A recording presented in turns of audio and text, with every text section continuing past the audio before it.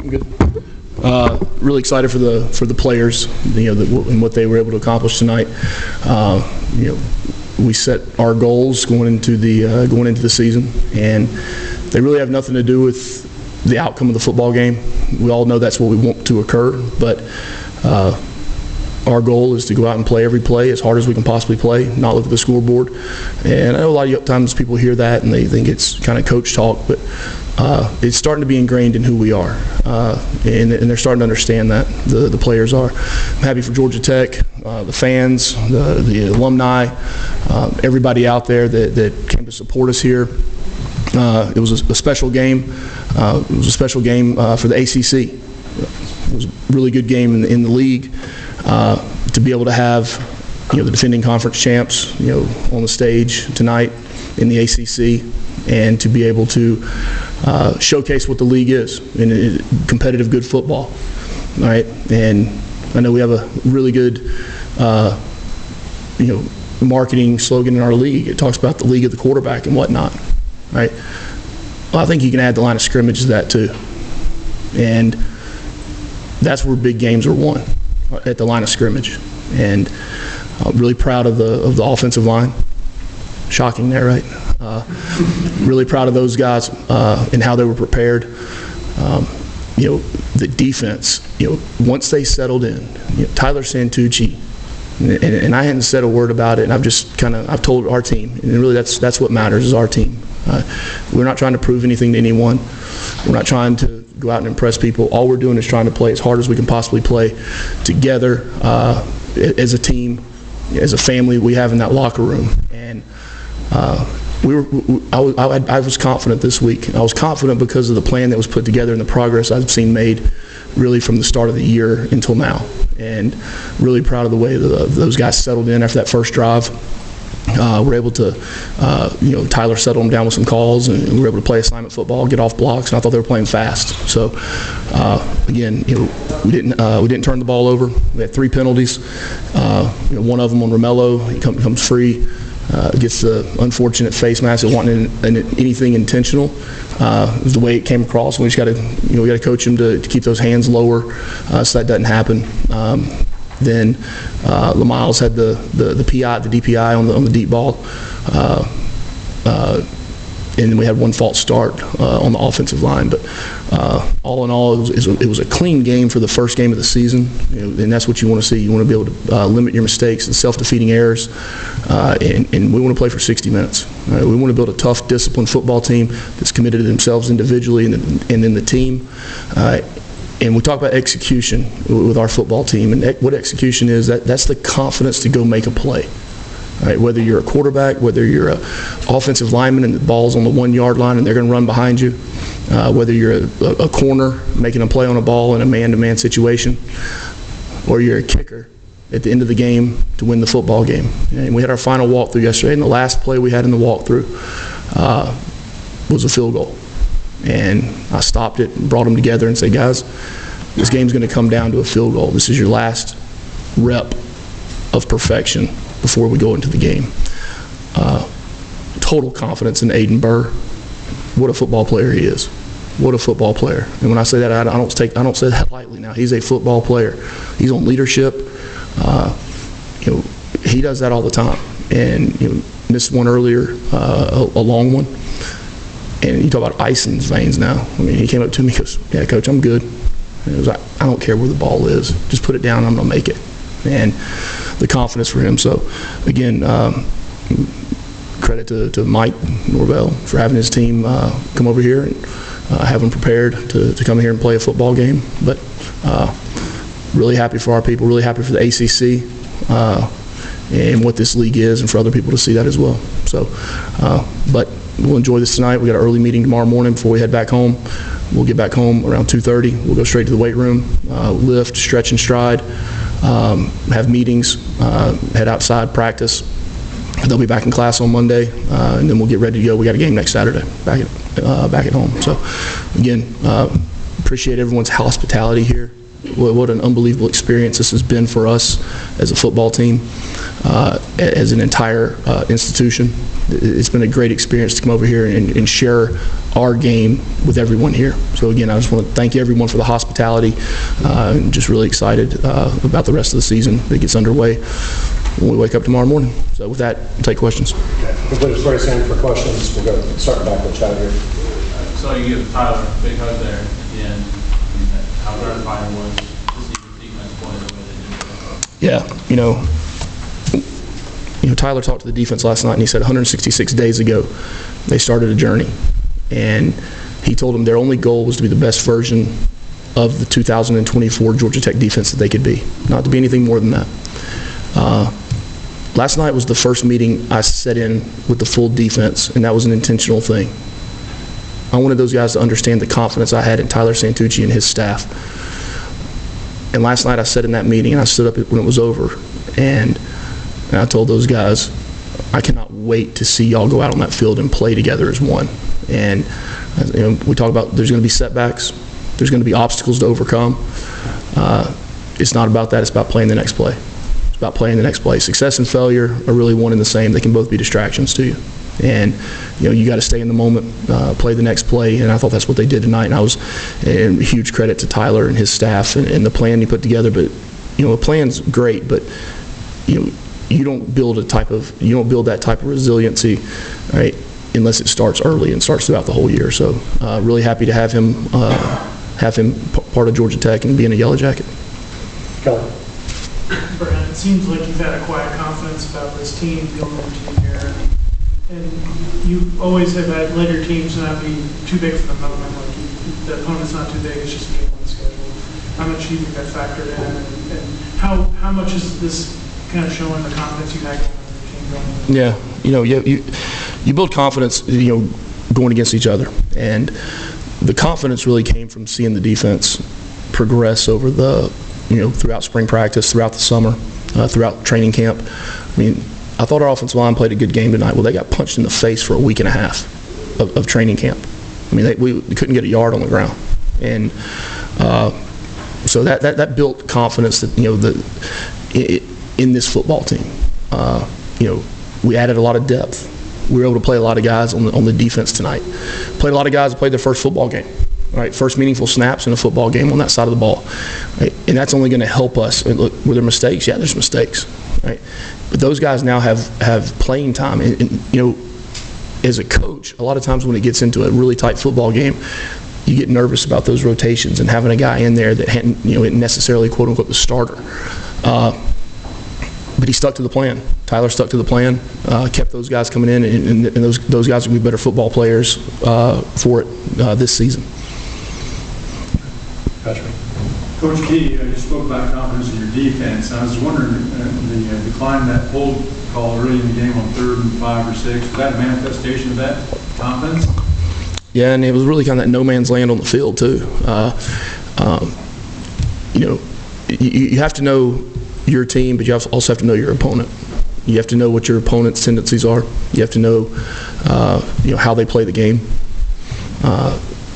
I won't get into everything about it, but it's part of the football game. And look, that's a roll the dice deal right there now. Sure. Right? That's one. If you look up, ask 100 experts on it, you probably get 50-50. Right? You back them up, or you take away the down.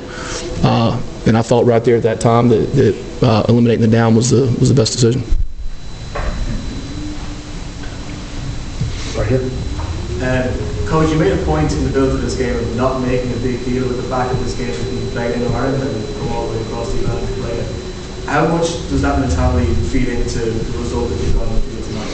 I think it does. I would like to think it does. I'm sitting here in Dublin, Ireland right now, and I couldn't tell you the difference if I'm sitting in Tallahassee, Florida, or Atlanta, Georgia, or Chapel Hill. It's when you are really coaching a team and training a team to live in the moment and be where their feet are. It doesn't matter where you play. It doesn't matter how you get there. Right? Once you're there, you're there. Thursday was a Thursday, no different than a Thursday at home. Friday was a Friday, no different than a Friday at home. Saturday is game day. Right? Tomorrow we'll wake up, we'll travel back. The only difference really is we're traveling tomorrow morning as opposed to tonight. And tomorrow, we'll be at practice. We'll be practicing, working out tomorrow. So we came over here 10 years ago and played a football game. And first of all, I want to say to this entire country, wow, what a difference that time span has made in the love of the game, the understanding of the game, people embracing the game. Huge, huge. And credit to the people that have been putting this game on and how they have increased the popularity of it throughout the entire country. But when we came over 10 years ago, we did a lot of the things. We went to the jail downtown, or went to the old jail. We went to Guinness. We did a lot of those things. Okay, I changed that mentality. Right, we were able to see the place, interact with the people. I told them before the game, I said, hey, we'll come back another time and do those things. They're probably going to hold me to it now, though. So.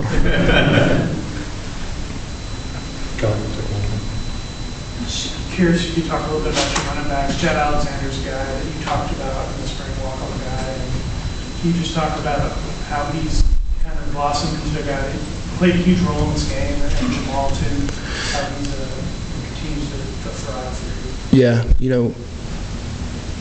he's really a great example of who we are as a football team. We got a lot of guys that aren't big enough, might not be fast enough, might have been overlooked at another school and decided to come here, or, that's who we are, right? And that's who these guys are building themselves into. And, Chad's up 185 pounds. Now he does run 10.3. He can roll now. But it wasn't that was impressive. He was running between the tackles, right, and pushing the pile. And just the resiliency that he showed and the toughness that he showed. That was his first carry in a football game tonight. First carry, and he's getting positive yards. He's falling forward. Well, those are the same things we saw in the scrimmages. I told the team, this isn't our first game of the season. Y'all have played against each other twice already. We know who we are. Right now, it's time to go out and have the confidence to go out and play. So, but that's what he was doing all preseason camp. So really happy for Chad. Right here.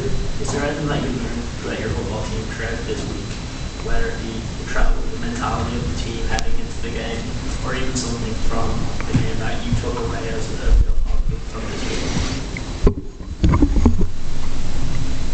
week? Once I sit down, I'll have more time to think about that. There's always lessons learned. There's lessons learned in good, and there's lessons learned in bad. Just because.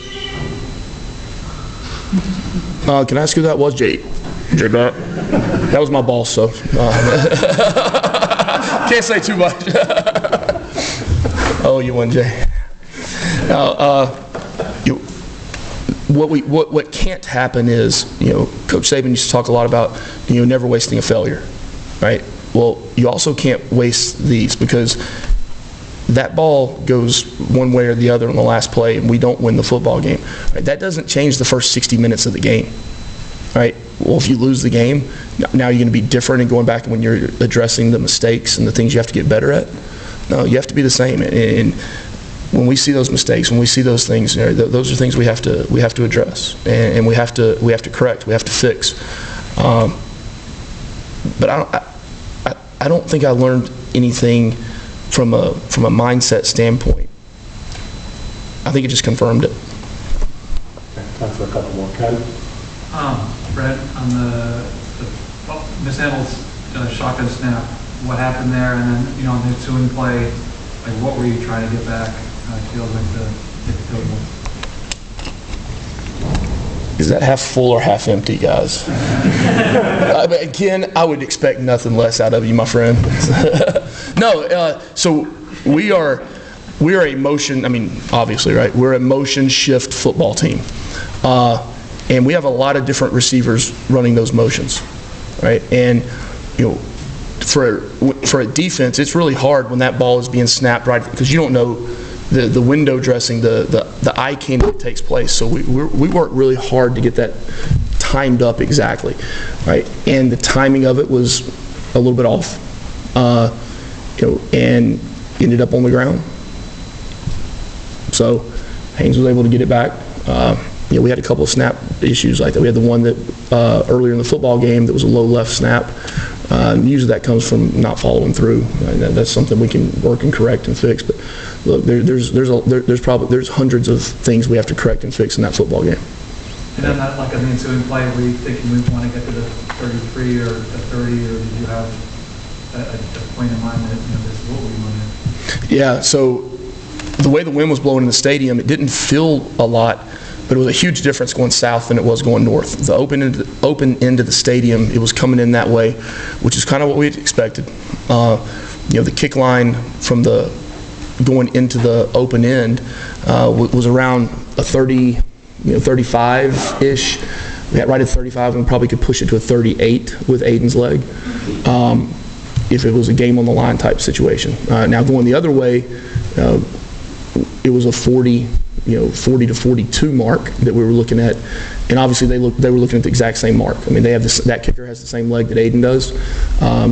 We came up short on ours, we missed ours, and they hit theirs right before halftime, going into the south end of the stadium. But I don't know if you see me. There was a lot of conversation between me and Aiden leading up to that, really the whole game, because it doesn't take long in a football game to realize it's going to be a close game. Right? When you start looking at possessions, you have 3 possessions in the first half of the game. Right? Now all of a sudden there's 11 minutes on the clock in the fourth, and okay, well, we're going to get the ball back one more time after this. And I think it was 6.5 minutes left, 6 something left on the clock when we got the ball back. So you're playing, all right, yeah, let's score the surest way. I mean, if you're not going to take a knee on the 1 yard line and kick a field goal, we're going to score because it was a tie ball game. A little different if you're up and you're winning, but we also wanted to take time off the clock. Right? We knew they had all 3 timeouts plus the new the 2-minute timeout that's factored into it. So we were able to hold our timeouts, not have to waste them, and get the ball to where it needed to be. But yeah, man, when that ball went fluttering back behind, I went, oh no. But you got to have confidence in your players, or you have to. You can't just say you have confidence in them all week and then get scared that they're not going to do their job when the game's on the line. Okay, time for a couple more. We'll start. Did you have one in the back? I'm sorry. Yeah. Yep. Earlier in the week I asked you about Haynes, just whether or not he kind of heeded the lessons about protecting the football, and you said we'll find out. I know it's just one game, but just the wherewithal for him to figure things out in that moment on that bad snap, and just throughout the game, the sort of mental you showed. Is that something that you've known, or is that growth and development? Yeah, again, you know what you know about your football team when it goes against each other, and once you play a different opponent, you'll find out. So the amount of times that he took off and ran and scrambled, right, when he saw a crease or whatnot, but he didn't try to force the ball, right? I thought Buster did a really good job too of calling some of those plays on third down to get guys open when they play man coverage, and we going into the game, we got a new left tackle out there, and they got a pretty good pass rusher, and so you look at the timing of all those things. But Haynes did a really good job of protecting the football, all right, reserving the right to kick, and putting us in a position to win the game. Okay, Chad, if you want to wrap us up. You mentioned getting back to practice tomorrow. Any concern in getting the guys recalibrated and refocused for this next game? What do you mean? Say the politically correct thing and say, "Oh, I have none." Yeah, as a coach, you always have concern. I mean, anybody knows me. I have 10,000 things in my head spinning right now that we have to make sure we get to in the mindset, and how we're going to talk to them and what we're going to do. And, we'll have a team meeting at 7:30 tomorrow morning and talk about the game. As soon as this is over, I'm heading back and start watching the film and grading it, and we'll close out the game as quick as we can, and then be able to move on. But yeah, there's a lot of things in your head that go on. We talked about, at first, we learned how not to lose, and then we learned how to win. The next step in this journey is learning how to win consistently. Okay? The team that I believe we have, right, we'll go back to work. We'll go back to work. And the good thing is, we got a 6 or 7 hour plane ride to be able to make sure we get that message across. Okay, awesome. Thank you, Coach. Appreciate it. Go Jackets.